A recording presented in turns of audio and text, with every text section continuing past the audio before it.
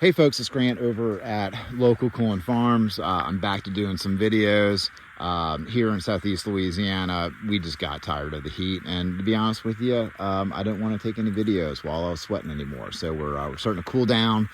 So back to doing some videos, which is fantastic because now that it's cooling off, we're going to be doing a bunch of projects around here, some silvopasture stuff. I'm going to be getting the chainsaw sharpened up, hopefully today or tomorrow, get geared up for that. So a lot of good things start happening here on the Gulf Coast in the fall. This is our time of the year to start shining. So anyway, this is the flock of birds that we had posted about a while ago. We had received them as hatching eggs, as fertilized eggs from a farmer's, a friend of ours who farms, who's been working on kind of a mixed group of layers for the past 8 or 10 years or so. And they've basically just been keeping their best performing chickens back, not worried about color or anything like that. So they are mixed. And then they've been on a rotated pasture system at this particular farm. So we kind of have a good genetic base of what we were striving for. So the birds are looking absolutely fantastic. I think out of the group, we've got like one dud in here that needs to be culled, that just never did perform very well. But all the roosters are really looking nice. The hens are looking healthy. And I'm just super excited about getting some eggs out of them.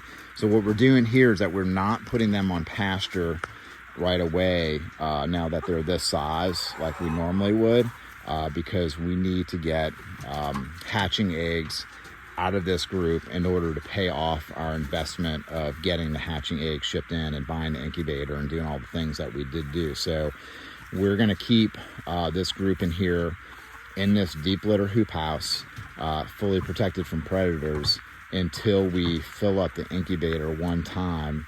And we've got a 44 dozen incubator.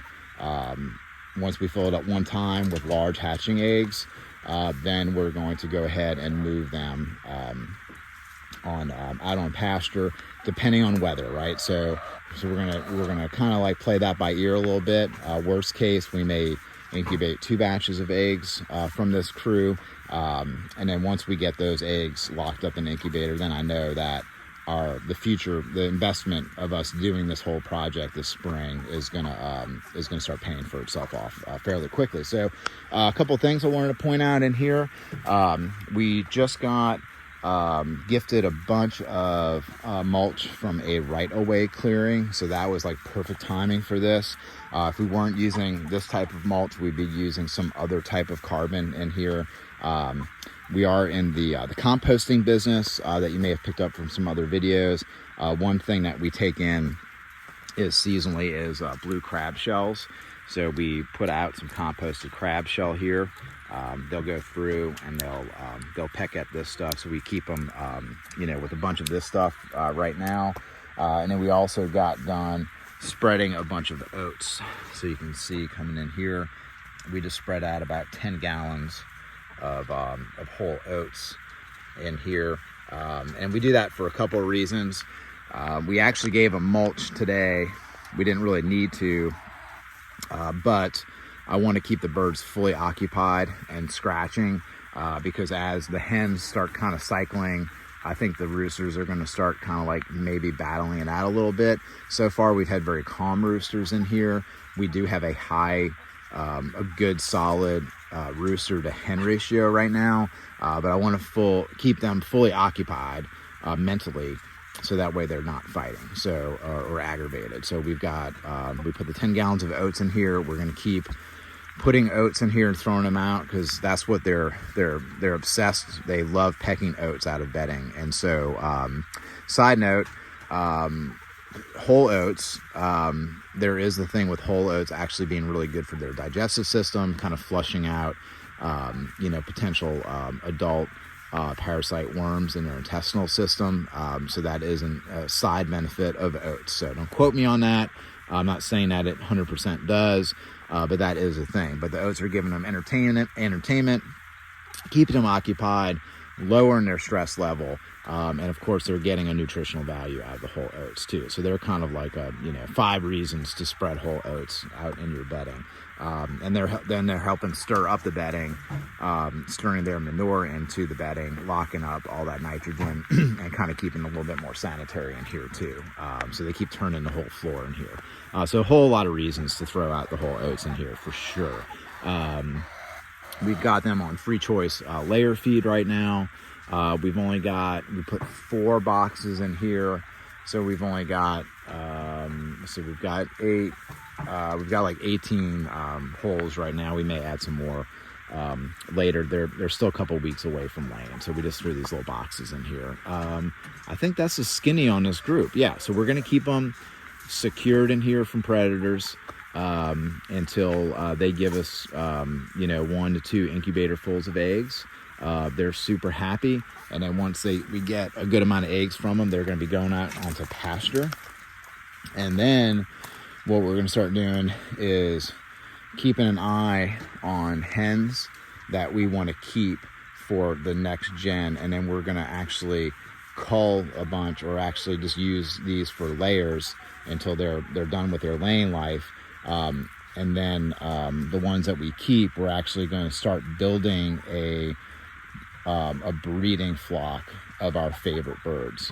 Just to let you guys know, what we're doing is we've got some barred rock eggs coming in that's got some Frank Reese barred rock genes in it from his line.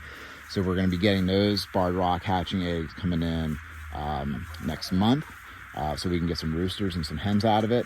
And then we're probably going to eventually put those roosters on the keepers' hens from this group. So our goal is to actually start creating an all barred flock. The reason being is that, like, I personally like the barring.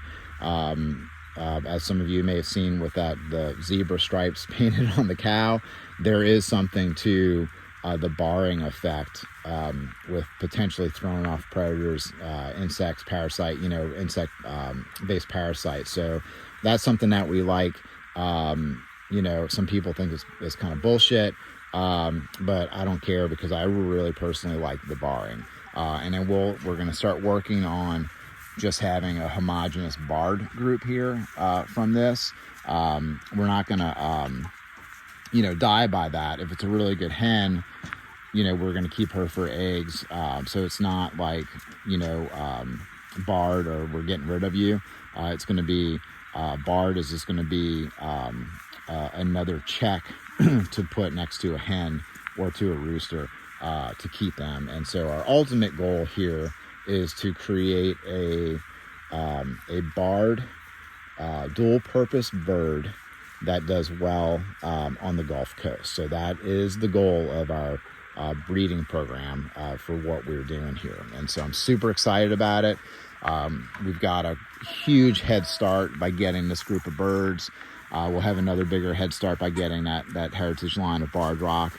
And then we just have to do the work of doing selection, and then just being very vigilant on the keeper. So hopefully, we're going to, in 5 years, I think we're going to have a really cool bird. And then, yes, our goal also is to sell pullets. So if you're on the Gulf Coast or wherever, and if you're looking for kind of like a mutt, dual purpose, heavier bird for your pasture laying operation, we are absolutely going to start selling fertilized eggs as well as pullets. You can contact us for that.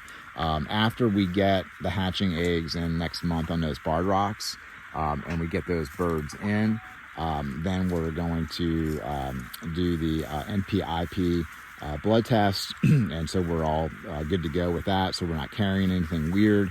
And once we get our NPIP certification from through our state program of NPIP, then we're going to feel comfortable, of course, selling the hatching eggs and doing what we do. So we want to have some minimum biosecurity, for what we're up to. So we're looking forward to all that kind of stuff. If you have any questions or comments, just put them in the comment section. Appreciate you guys. And now that we're actually experiencing some cooler temps, and it's super pleasant to be outside for full days. We don't have to run into the AC at 2 o'clock because we're dying. Then we'll have some more some video footage for y'all. So looking forward to it. Oh, and we do have some farm tours coming up. You can go to our website for that. Just a handful of tours, so you can go check out our tour schedule. So I'll put that link to that page on our website in the notes for this video. So y'all have a good one. Appreciate it.